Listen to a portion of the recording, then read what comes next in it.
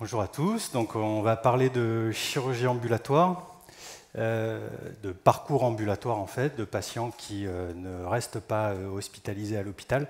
Alors apparemment, ça semble acquis pour tout le monde que la chirurgie ambulatoire c'est mieux. Il n'y a pas beaucoup de monde, donc apparemment il n'y a pas de controverse. C'est pas si simple que ça. Déjà, on va aborder le côté économique de l'ambulatoire, qui est le primum movens en fait de cette stratégie de prise en charge. Et la volonté de faire des économies de la part des tutelles. On estime qu'à peu près 5 milliards d'euros par an peuvent être économisés grâce au parcours ambulatoire. Donc vous comprenez que les tutelles poussent vraiment derrière ce type de prise en charge pour pouvoir faire des économies et pouvoir modifier un peu le type de parcours du patient. Alors pour ça, ils vont modifier leur taux cible, c'est-à-dire l'objectif qui sont fixés aux établissements du taux d'ambulatoire à réaliser pour rester dans les clous, et on arrive à un taux cible dans l'ambulatoire d'à peu près 70% d'ici 2 ans. 70% de chirurgie ambulatoire sur un établissement qui fait de la chirurgie, c'est beaucoup, mais ce n'est pas encore assez. Pour atteindre les 5 milliards d'économies, il va falloir qu'on réalise 80% de chirurgie ambulatoire. Et l'ATIH dit qu'en fait 90% des patients qui sont opérés en France sont éligibles à un parcours ambulatoire. C'est-à-dire qu'on voit clairement la volonté des tutelles de réorienter l'intégralité de la chirurgie sur des parcours de ce type. Pour ça, il y a des mesures incitatives qui ont été mises en place. Et par exemple, là, vous voyez les courbes rouges, c'est en fait l'excédent généré par une prise en charge ambulatoire, c'est-à-dire que quand vous prenez en charge un patient en ambulatoire, vous avez la même facturation depuis 2013 que si vous l'aviez hospitalisé. Une question de GHS et de GHM. Sans rentrer dans les détails, en gros, vous faites des bénéfices quand vous faites ces patients en chirurgie ambulatoire. Par contre, si ces mêmes patients vous les faites en hospitalisation, vous êtes déficitaire. Donc en fait, le curseur est très nettement placé. Si vous travaillez bien, vous êtes récompensé. Si vous hospitalisez vos patients, ben vous serez pénalisé d'un point de vue pécunier. On voit qu'il y a la plupart des courbes qui sont autour du centre, c'est-à-dire que c'est pour les niveaux de sévérité les plus importants, pour les chirurgies les plus lourdes, ça n'a aucun impact de faire les patients en ambulatoire ou de les faire en hospitalisation. Donc la plupart de la chirurgie légère, c'est le plus gros volume de la chirurgie, donc c'est là-dessus qu'on va taper. Parallèlement à ça, il ne faut pas se leurrer, il y a quand même une baisse du forfait global de prise en charge des différents GHS, c'est-à-dire des différents types de chirurgie. C'est-à-dire qu'il y a un phénomène d'aubaine à la mise en place de l'ambulatoire, mais progressivement, vous voyez que ça fait 6 ans que la facturation pour les actes est en train de baisser. Et on va arriver à un niveau qui va juste rembourser le coût que ça représente de faire un patient en ambulatoire. Donc le nombre d'interventions réalisées en ambulatoire augmente drastiquement depuis 2012. Par contre, on voit qu'en médecine, parce que le virage ambulatoire, ça concerne aussi l'hospitalisation médicale, les problèmes médicaux, le diabète, les pathologies chroniques, on voit qu'en médecine, il y a beaucoup d'efforts à faire. Pour l'instant, on s'occupe beaucoup de la chirurgie, mais ça va bientôt être le tour de la médecine. On le savait déjà que les établissements privés étaient des meilleurs élèves pour faire la chirurgie ambulatoire par rapport aux établissements publics, même si tout le monde croit dans le même sens. On voit que les établissements privés, a fortiori à but lucratif, sont très très hauts en taux. On est à 62%, donc en gros, en privé, on est quasiment au taux déjà cible. Il y a une baisse du nombre de lits d'hospitalisation et une augmentation du nombre de places de chirurgie ambulatoire. Vous voyez que le nombre de lits d'hospitalisation baisse beaucoup plus vite que l'augmentation du nombre de places en ambulatoire. Pourquoi ? Parce qu'on n'a pas besoin d'autant de places d'ambulatoire pour faire la même quantité de chirurgie. Par exemple, pour 8000 patients opérés, vous avez juste besoin de 20 places d'ambulatoire, alors que vous avez besoin de 50 lits d'hospitalisation. Donc c'est en partie ça qui explique les économies. Le problème, c'est que ces patients qui ne restent plus hospitalisés vont se retrouver à la maison avec des relais nécessaires, médicaux et paramédicaux. Et on voit qu'ici, c'est les étapes de formation des infirmiers de pratique avancée. Vous voyez qu'aux États-Unis, au Canada ou en Grande-Bretagne, il y a une véritable formation des infirmiers de ville pour pouvoir faire de la prescription, du dépistage, du diagnostic et des traitements. Alors qu'en France, alors qu'on a amorcé un virage ambulatoire très dur, on n'a pas les équipes d'aval, c'est-à-dire qu'on est en train d'envoyer des patients en ville sans avoir la compétence pour les recueillir en prise en charge à la maison. L'étape d'après, c'est le paiement à l'épisode de soins. Alors c'est un peu rébarbatif, c'est côté économique, mais c'est important parce que c'est vraiment la seule justification de l'ambulatoire, c'est ça.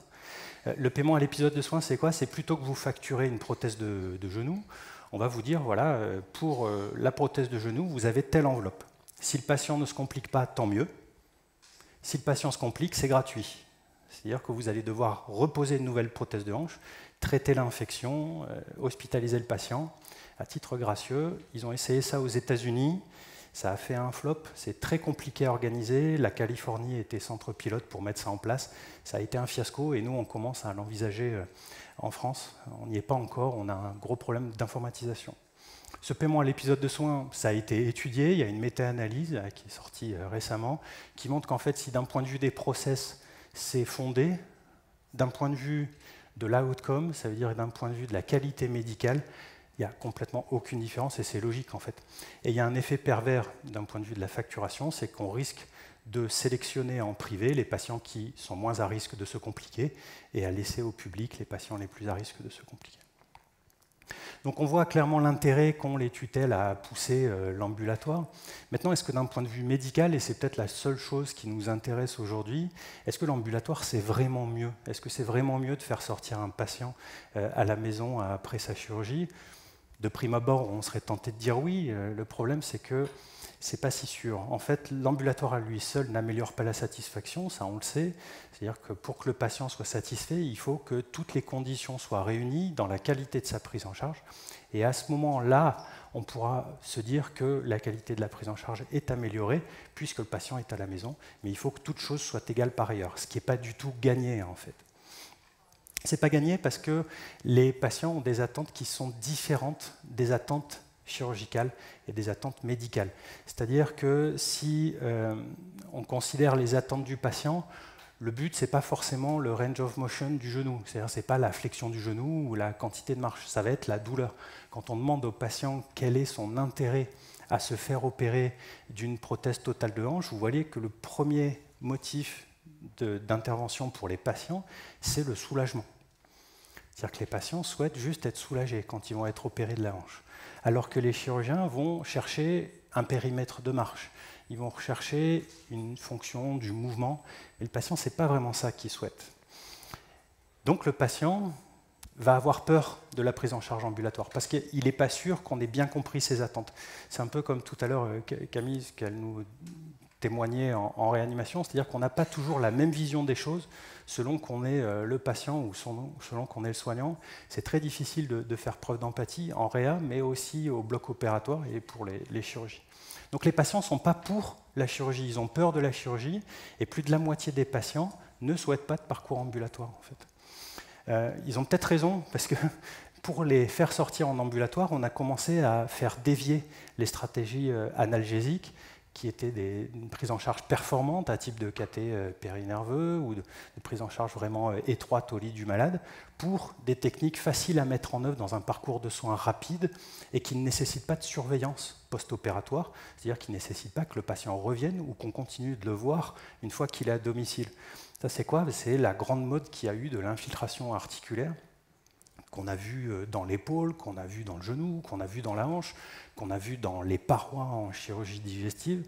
Bref, on infiltre, on infiltre, on infiltre. C'est le chirurgien qui prend cette initiative-là. Le problème, c'est que l'infiltration en injection unique, ça dure 9 heures. Vous avez un bénéfice analgésique qui est très court dans le temps. Donc, on ne peut pas espérer optimiser une analgésie avec juste une infiltration en injection unique. Et ça, en plus, c'est le mix que font les États-Unis, c'est-à-dire qu'ils font des anesthésiques locaux, mais ils font aussi de l'adrénaline, de la morphine, du kétorolac. C'est-à-dire que nous, on n'a plus de kétorolac, ça n'a plus l'AMM en France, et donc ces infiltrations ne fonctionnent pas. Qu'est-ce qui se passe? C'est qu'en fait, les patients ont mal. Alors, on pourrait croire que la prise en charge de la douleur s'est améliorée ces dernières années. Là, vous voyez, c'est des surveys américaines. On voit que ça fait 20 ans que la prise en charge de la douleur ne s'améliore pas, il y a toujours les mêmes taux de douleur, et vous voyez que 86% des patients ont des douleurs en post-opératoire. Okay.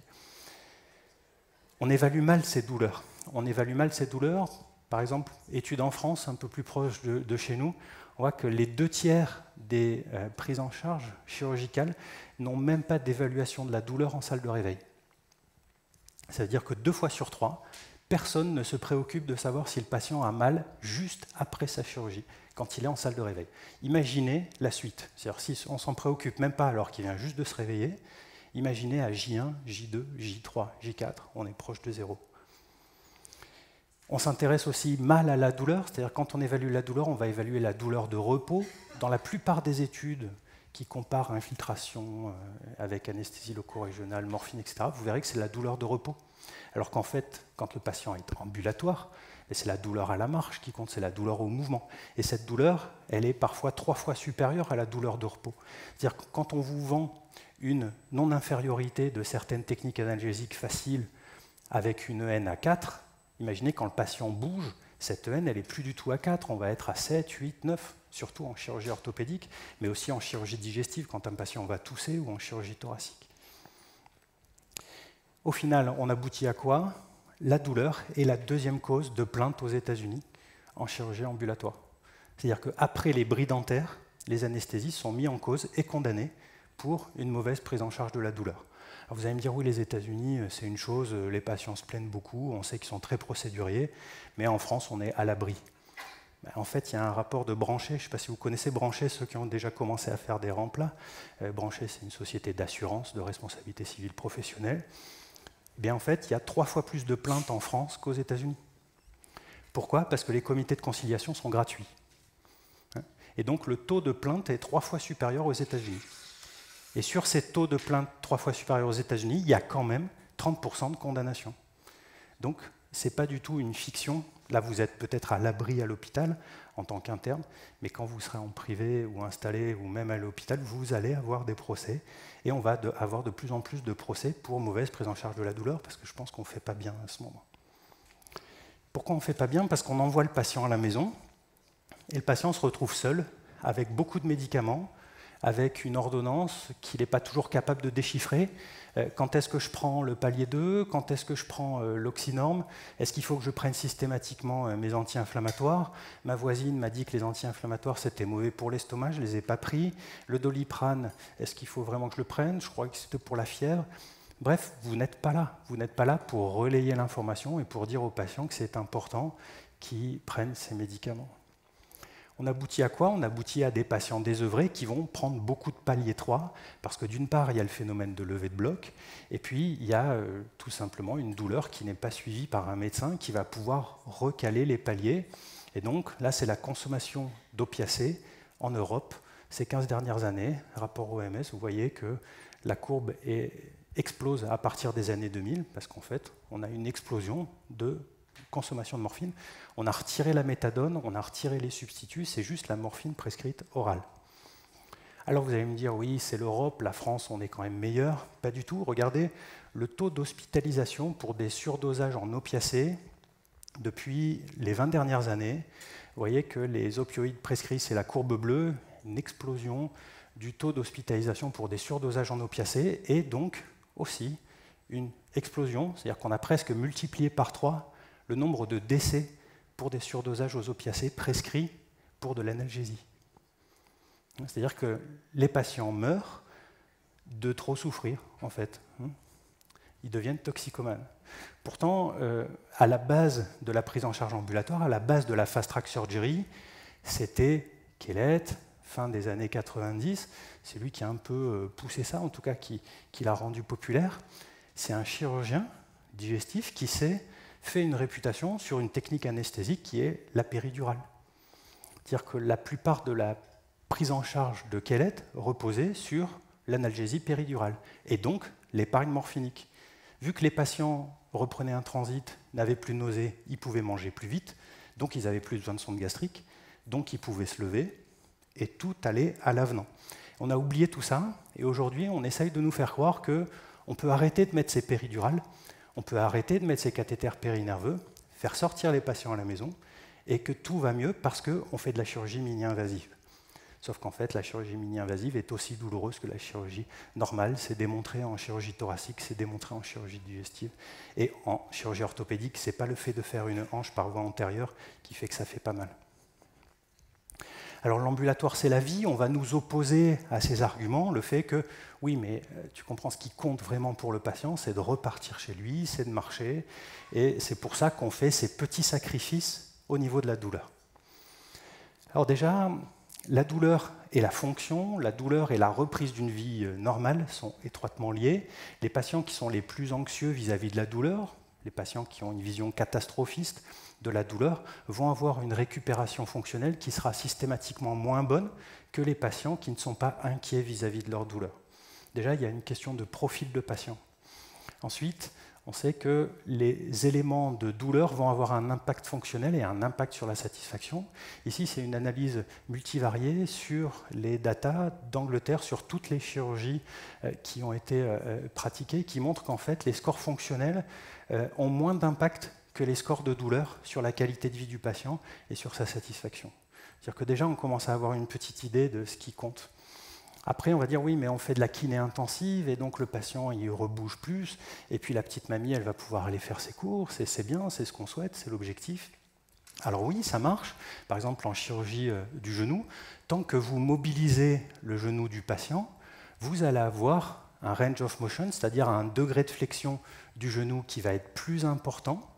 Et là, vous voyez, dans les 3 premiers mois post-opératoires, vous avez un bénéfice à la kinésithérapie intensive par rapport au groupe qui n'a pas eu de kinésithérapie intensive. Donc, mon argumentaire tombe à l'eau. Le problème, c'est que ce bénéfice disparaît à 12 mois.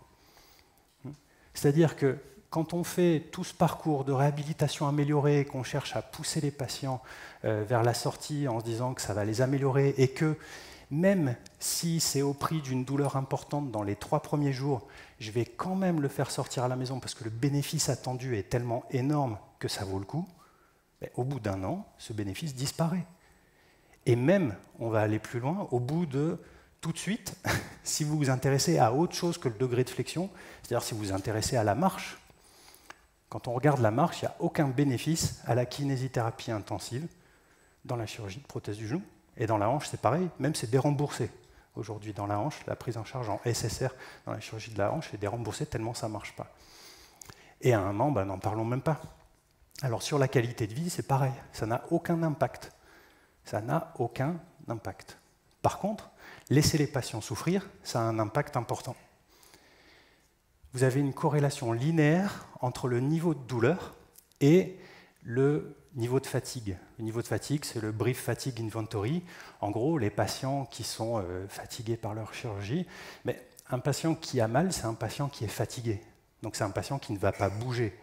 Un patient qui a mal, c'est un patient qui ne va pas avoir de récupération fonctionnelle. Ça, c'est le QOR, Quality of Recovery Scale. Il y a des critères de douleur, des critères d'interaction avec son environnement. Est-ce qu'il est capable de faire les courses? Est-ce qu'il est capable de voir sa famille, de discuter avec les gens qui l'entourent, etc. Est-ce qu'il est capable de reprendre une vie normale?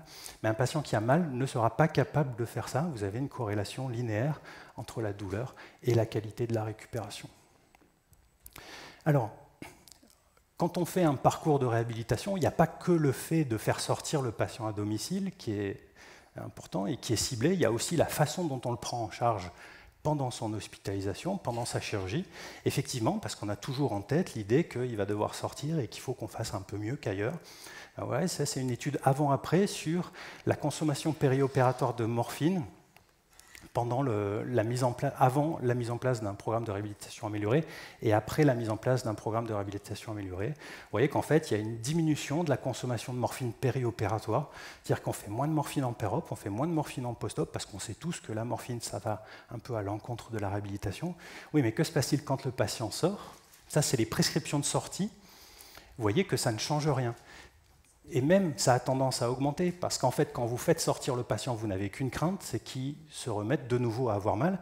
Et si vous avez fait une infiltration ou un bloc nerveux en injection unique, qu'il y ait des adjuvants ou pas, vous allez être à 18 heures ou 22 heures d'analgésie. Vous savez qu'à la 23e heure, il va se prendre une levée de bloc et il va avoir un rebond douloureux énorme. Peut-être que ce sera à 3 heures du matin, qu'il sera seul chez lui. S'il n'a pas d'opiacé, qu'est-ce qui va se passer? Soit il va aller aux urgences, soit il va souffrir chez lui seul. Donc vous prescrivez des morphines. Pourtant, les opiacés, on le sait, c'est 60% de toutes les complications après chirurgie prothétique de hanche ou de genou. 60%. C'est-à-dire que si demain je vous dis qu'il y a un médicament qui va être mis sur le marché qui vous épargne 60% de toutes les complications après chirurgie, est-ce que vous le prescrivez? Bah oui, on a tendance à se dire que c'est pas mal. Bah, arrêtez de faire de la morphine en post-op, vous avez ce médicament. Une autre étude sur la douleur non cancéreuse, tout venant, c'est-à-dire qu'il y a aussi des patients médicaux. C'est un registre danois, il y a 18 000 patients qui ont été suivis. On voit que les patients qui appartiennent au groupe douleur et qui sont sous opiacés ont des scores SF36 beaucoup plus bas que les patients qui appartiennent au groupe douleur et qui sont traités par des médicaments non opiacés. C'est-à-dire qu'il y a un phénomène indépendant sur la prescription des opiacés. Alors, quel est l'état des lieux de la prise en charge analgésique sur les principales chirurgies? En chirurgie orthopédique, vous avez 12% d'équipes qui vont faire de l'infiltration périarticulaire. Vous avez 59% qui continuent de faire du bloc nerveux. La plupart du temps, 50% du temps, c'est avec des blocs des canals des adducteurs, qui est un bloc qui a montré qu'il ne marchait pas. C'est un bloc où on espère bloquer la sensibilité du genou sans bloquer sa motricité. Arrêtez d'y croire, ça ne fonctionne pas. C'est-à-dire que les patients, vous avez 60% de patients qui ont une EN supérieure ou égale à 5 après une chirurgie de prothèse unicompartimentale du genou. On ne parle même pas de la PTG, on parle de la PUCI. 60% avec une EN à 5, pour moi ça s'appelle un échec, ça ne s'appelle pas une prise en charge analgésique. Et vous avez encore une équipe sur deux qui prescrit de la PCA morphine dans la chirurgie du genou. Ça, c'est des données européennes. Vous voyez, les Allemands font beaucoup mieux que nous, mais vous voyez, en Turquie, on est comme les Turcs, en fait, en France, en termes d'analgésie là-dessus. Pourtant, on sait bien, méta-analyse en réseau, Terkaoui, on sait que c'est les blocs qui font le moins consommer d'opioïdes, c'est aussi les blocs qui diminuent le plus la douleur au mouvement dans les 72 premières heures, et pourtant, on ne le fait pas. Pourquoi on ne le fait pas? Parce que le patient doit absolument sortir, et que si on fait ces techniques-là, ça devient un obstacle à la sortie. En tout cas, c'est ce qu'on essaye de nous faire croire depuis des années. Quand on fait une comparaison entre l'infiltration périarticulaire et le cathéter périnerveux, on voit que les patients ont moins mal, ok. On voit surtout, et c'est ce qui nous intéresse aujourd'hui, que le score Knee Society, qui est un score d'évaluation de la récupération fonctionnelle du genou, est nettement amélioré dans le groupe continu, et que cet effet est rémanent, c'est-à-dire qu'il va persister à 6 semaines. On ne parle pas de J1, J2, c'est-à-dire que ça dépasse la durée d'implantation du cathéter. Ce n'est pas juste un bénéfice suspensif, c'est un effet rémanent, on va comprendre pourquoi tout à l'heure. Pareil sur le score WOMAC. En chirurgie digestive, la moitié des anesthésistes n'utilisent pas de bloc nerveux, alors qu'on sait que quand on a mal au ventre, on ne tousse pas. Quand on ne tousse pas, on va s'encombrer. Quand on s'encombre, on fait des pneumopathies. Et on ne peut pas se réhabiliter. On a un impact de la péridurale, on le sait, sur la douleur, mais aussi sur la fatigue, sur le statut physique, le statut mental, sur le 6-minute walking test, sur la SF36, sur tout. Quand vous avez mal, vous ne pouvez rien faire d'autre. Ceux qui ont déjà eu des vraies douleurs aiguës savent bien qu'il est inenvisageable de faire quoi que ce soit, et donc c'est inenvisageable de se réhabiliter si on a mal. En chirurgie thoracique, pareil, un patient sur deux qui ne bénéficie pas d'analgésie locorégionale, alors qu'on sait que le bloc paravertébral est un bloc qui est très efficace sur la chirurgie de la douleur thoracique. Alors pourquoi c'est important de prendre en charge convenablement la douleur aiguë? Parce que ça ne dure pas que le temps de la chirurgie, ça ne dure pas que le temps du post-opératoire. C'est-à-dire qu'il y a une relation, vous voyez sur cette courbe, directe entre le temps passé avec une douleur supérieure à 4 dans les 24 premières heures et le risque de chronicisation douloureuse. Vous voyez que si vous passez 100% de votre temps la première journée opératoire avec une EN supérieure à 4, vous avez 80% de chances de devenir douloureux chronique à 3 mois. C'est énorme. C'est énorme. Un douloureux chronique, c'est une nouvelle maladie. C'est-à-dire que le patient venait parce qu'il avait une maladie de la hanche, arthrosique, et vous le restituez à son environnement avec une autre maladie qui est une douleur chronique, neuropathique, centrale, bref, une douleur chronique qui va nécessiter des traitements propres, des opiacés, des nouveaux circuits d'hospitalisation, alors qu'en fait, souvenez-vous, le principal souhait du patient pour se faire opérer, c'était d'être soulagé de sa douleur. Mais là, d'une douleur aiguë, vous allez le transformer en douloureux chronique. Ce n'est pas que les 24 premières heures, C'est les 4 premiers jours qui comptent. En fait, c'est toute la durée de la douleur aiguë. C'est-à-dire que si vous avez une chirurgie, ici, comme la chirurgie orthopédique, vous avez des patients qui vont avoir 4 jours de douleur, bah, si pendant la phase de douleur aiguë, vous ne remplissez pas le contrat d'analgésie, vous avez des patients qui ont des taux de chronicisation qui explosent. Et là, vous avez un risque presque 3 fois supérieur de développer une douleur chronique si vous avez juste une EN à 4,5 ou 5 à J4. N'importe qui vous dira une EN à 4, à J3, J4, c'est pas vraiment méchant. Et c'est ce qu'on essaye de nous faire passer en ce moment dans les papiers, de dire voilà, étude de non-infériorité, seuil de non-infériorité, EN4. Bah, EN4, c'est 3 fois plus de chances de chronicisation. Vous connaissez le taux déjà de douleur chronique, tout venant dans la chirurgie de la hanche ou de genou, c'est déjà 25%. Ces 25%, vous les multipliez par 3, vous obtenez 75%. Imaginez que vous deviez revoir en consultation d'anesthésie tous les patients qui deviennent douloureux chroniques. Dans notre centre, on fait 30 000 interventions par an. Alors, il n'y a pas que de la chirurgie lourde, mais on doit en faire à peu près 5 000 dans notre équipe. Si jamais on doit revoir les 2/3 de ces patients, ça nous double les consultations, puis on ne sait pas faire et on n'a pas de solution, on n'a pas de traitement miracle. Une fois que le patient s'est chronicisé, c'est trop tard. Alors, cette douleur chronique, je vous le montre ici pour conclure. Les patients qui ont un syndrome douloureux chronique ne vont pas pouvoir marcher, ne vont pas pouvoir se réhabiliter. Vous voyez que les scores WOMAC entre les patients qui ont développé une douleur chronique et les patients qui n'ont pas développé de douleur chronique sont significativement différents. Donc si votre patient s'est développé en douleur chronique, vous avez loupé votre prise en charge. Et je vous remercie pour votre attention.